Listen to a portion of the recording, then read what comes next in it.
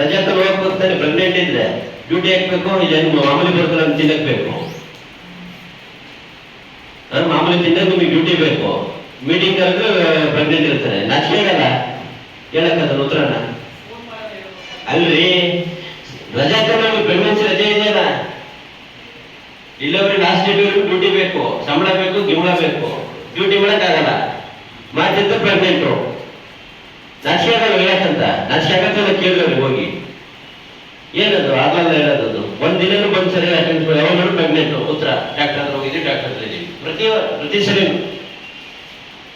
Immediate action ಬಂದು ನನಗೆ notice ಕಳಿಸ್ಬಿಟ್ರಿ. ಸರ್ಕಾರಕ್ಕೂ, DC ಅವ್ರಿಗೂ, ಇವ್ರ ಮೇಲಿನ CCFಗೂ ಎಲ್ಲರಿಗೂ ಒಂದು ಕಾಪಿ ಹಾಕಿ ನಾನೇ ಕಾಪಿ ಬರ್ಬೇಕ್ರಿ.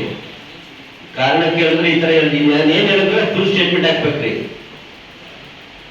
ನನಗೆ ಏನ್ ಹೇಳಿದ್ನಲ್ಲ ಪೂರ್ತಿ ಸಂಪೂರ್ಣ ಮಾಹಿತಿ ಅದ್ರೊಳಗೆ ಇರ್ಬೇಕು. ಸಂಬಳ ಗಿಂಬಳ ಎಲ್ಲದೂ ಇರ್ಬೋದು. ಇಲ್ಲ ಆಗಲ್ವಾ? ರಜೆ ಹಾಕಿ ಹೋಗೋಣ್ರಿ. ರಜೆ ಕೊಡ್ತಂತಾನೆ ಸರ್ಕಾರ, ಮೆಟರ್ನಿಟಿ ಲೀವ್ ಕೊಡಲ್ವಾ? ಹಾಕಿ ಹೋಗೋಣ್ರಿ.